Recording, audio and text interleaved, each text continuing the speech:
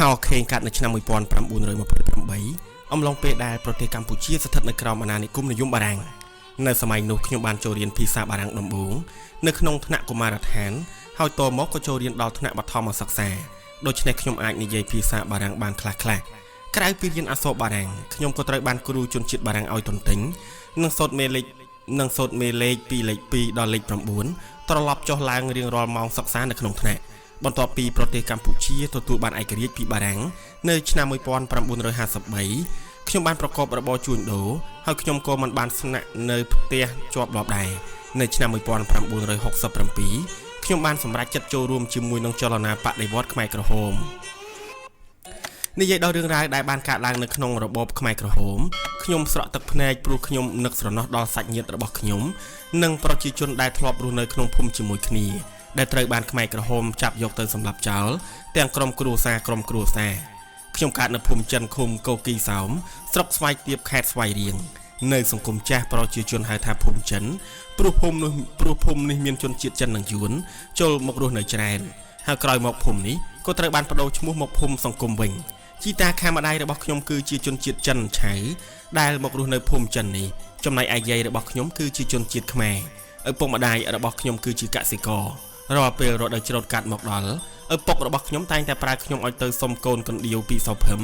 ដែលកំពុងតែបួសជានេនគង់នៅវត្តឈើទាលហៅវត្តចាស់ស្ថិតនៅក្នុងឃុំកូគីសោមសោភឹមអាចឆ្លាក់រូបនាគនិងរូបផ្សេងទៀតនៅលើដងកណ្ដៀវបានយ៉ាងស្អាតប្រជាជននៅក្នុងភូមិនិយាយសរសើរស្នាដៃចម្លាក់របស់គាត់គ្រប់គ្នា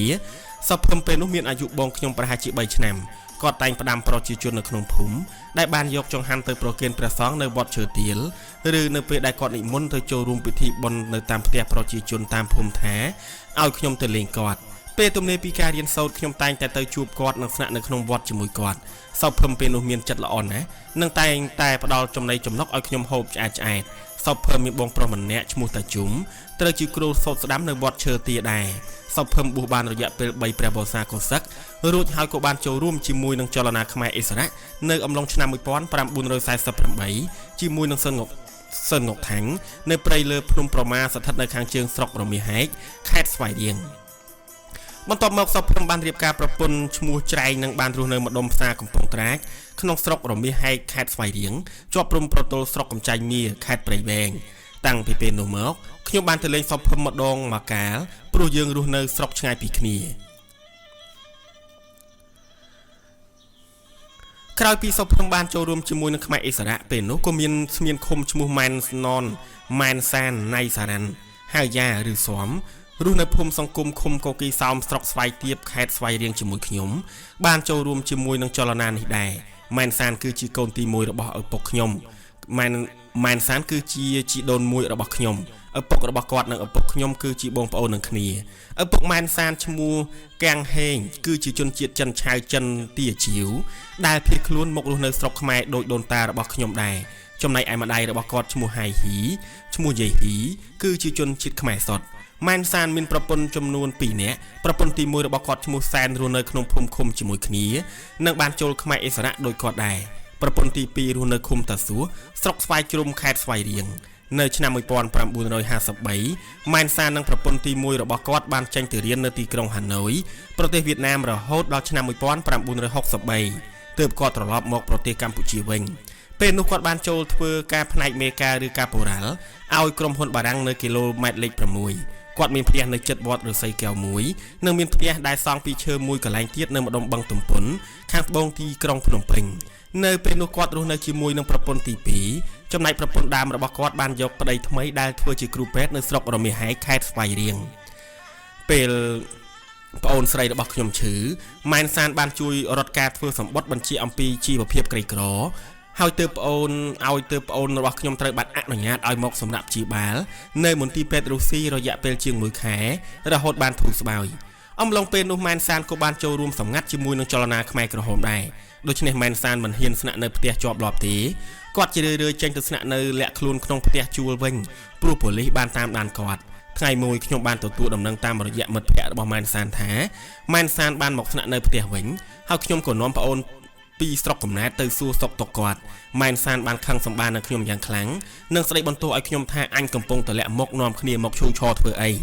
គាត់បានណែនាំខ្ញុំថាចាំថ្ងៃក្រោយគុំនាំបងប្អូនមកជួបគាត់ទៀតព្រោះខ្លាចបាយការមែនសានស្នាក់នៅភ្នំពេញបានរយៈពេលប្រហែល1ឆ្នាំគាត់ក៏ចេញទៅតស៊ូនៅក្នុងព្រៃគាត់បានធ្វើដំណើរចេញទៅព្រៃតាមស្រុកកំណើតរបស់គាត់ត្រង់ចំណុចព្រៃត្រពាំងឫស្សីដែលមានចម្ងាយប្រមាណ3គីឡូម៉ែត្រពីឃុំកូគីសោម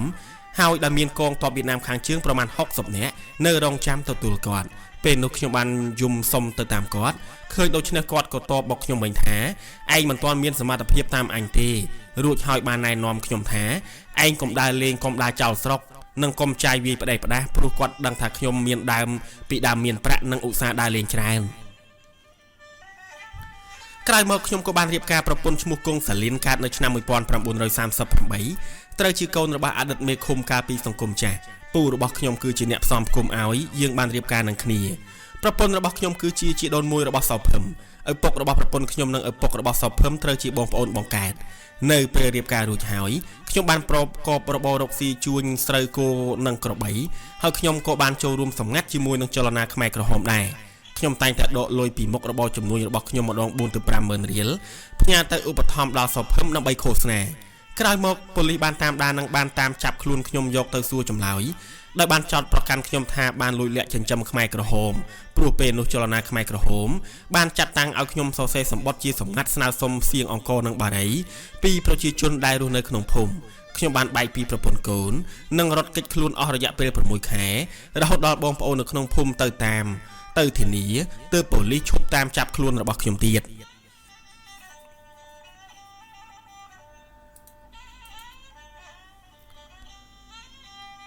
នៅអំឡុងពេលរដ្ឋប្រហារទម្លាក់សម្ដេចព្រះនរោត្តមសីហនុនៅថ្ងៃទី18ខែមិនិនា1970ក្រុមចលនាបដិវត្តខ្មែរក្រហមក៏បានចាប់ប្រកាន់លន់នល់ថាជាជនក្បត់ជាតិរួចហើយបានប្រមូលនិងចាត់តាំងកម្លាំងឲ្យយកគ្រាប់មានទៅដាក់កំទេចផ្ទះកំណើតរបស់លោកលន់នល់នៅភូមិច្រាំងក្នុងខេត្តព្រៃវែងចំណែកខ្ញុំត្រូវបានខ្មែរក្រហមបំពាក់អាវុធ AK ឲ្យមួយដើមប៉ុន្តែដោយសារកាំភ្លើង AK ធ្ងន់ពេកខ្ញុំក៏ស្នើសុំបដូរយកកាំភ្លើងការ៉ាប៊ីននិងម៉ូតូ Mobilet មួយគ្រឿងវិញខ្ញុំក៏បានទៅមើលការកំទេចផ្ទះរបស់លន់នល់ដែរ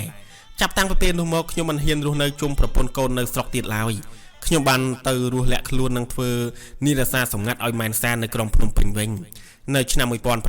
1972ចលនាបដិវត្តខ្មែរក្រហមរំដោះបានជីភូស្ថិតនៅទីប្រជុំជនតាមបណ្ដោយផ្លូវជាតិលេខ1ក្នុងខេត្តស្វាយរៀងដូច្នេះខ្ញុំរួមទាំងសមាជិកខ្មែរក្រហម3នាក់ទៀតត្រូវបានចលនាខ្មែរក្រហមបញ្ជូនឲ្យទៅប្រចាំការនៅជីភូវិញខ្ញុំមានភារកិច្ចទទួលប្រាក់ពីចលនាបដិវត្តខ្មែរក្រហមយកទៅភ្នំពេញយកទិញថ្នាំពេទ្យពីឈ្មួញជនជាតិវៀតណាមដែលដឹកមកពីក្រុងព្រៃនគរវៀតណាមខាងត្បូងរៀងរាល់ម៉ោង7ព្រឹកសវ៉ាតនៅក្នុងអង្គភាពជាមួយខ្ញុំបានបើកម៉ូតូដឹកខ្ញុំទៅបាវត្តដើម្បីរងចាំទិញថ្នាំពេទ្យមុនពេលចេញទៅយើងបានរាប់លុយមួយដុំ10ម៉ឺនរៀលច្រកចូលក្នុងសាក់កាដូចំនួន2ដើម្បីទុកប្រគល់ទៅឲ្យឈ្មួញវៀតណាមបន្ទាប់ពីយើងប្រមូលទិញថ្នាំពេទ្យបានចំនួន3ទៅ4កេសហើយនោះយើងក៏ដឹកមនុស្សទៅជីភូវិញយើងក៏ដឹកមកទុកនៅជីភូវិញនៅពេលយប់គណៈកម្មាធិការទទួលទិញថ្នាំពេទ្យរបស់ចលនាខ្មែរក្រហមដែលមានសមាជិកចំនួន6នាក់បានបើកម៉ូតូចំនួន3គ្រឿងមកដឹកថ្នាំពេទ្យយកទៅប្រគល់ឲ្យថ្នាក់លើបន្តទៀតគណៈកម្មាធិការទទួលទិញថ្នាំពេទ្យនោះបានមកដឹកថ្នាំពេទ្យពីខ្ញុំក្នុងមួយអាទិត្យចំនួន2ដង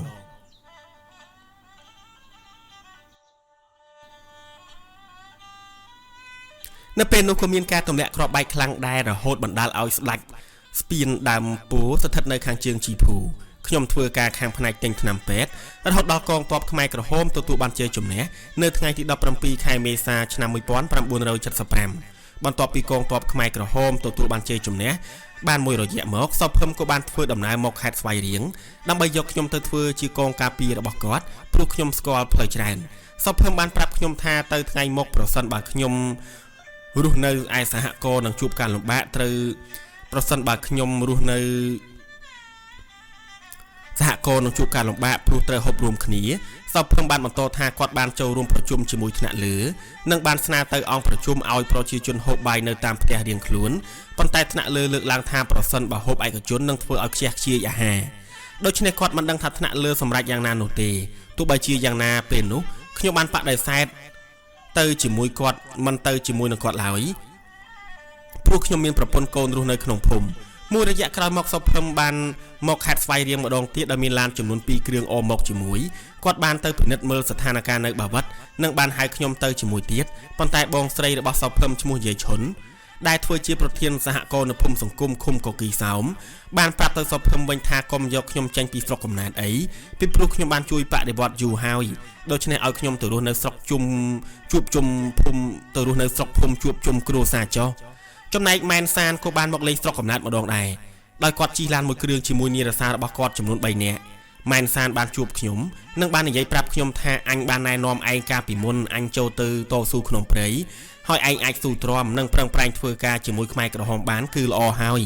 រងចាំអង្គការរៀបចំស្រួលបួលអញនឹងមកលេងឯងម្ដងទៀតបន្ទាប់ពីស្ដាប់គាត់និយាយហើយខ្ញុំក៏មិនហ៊ានសួរដេញដោលពីការងាររបស់គាត់ទៀតដែរព្រោះគាត់មិនសូវនិយាយស្ដីច្រើនទេចាប់តាំងពីពេលនោះមកគាត់បាត់ខ្លួនរហូតម៉ែនសាននិងសោភឹមមានវ័យស្របាលគ្នានិងរស់នៅភូមិជាមួយគ្នាប៉ុន្តែម៉ែនសានមិនបានរៀនថ្នាក់ខ្ពស់ជាងសោភឹមអ្នកទាំងពីរគឺជាមិត្តភក្តិជិតស្និទ្ធនិងរាប់អានគ្នាដូចជាសាច់ញាតិសោភឹមនិងម៉ែនសានក៏ស្រឡាញ់រាប់អានខ្ញុំណាស់ដែរ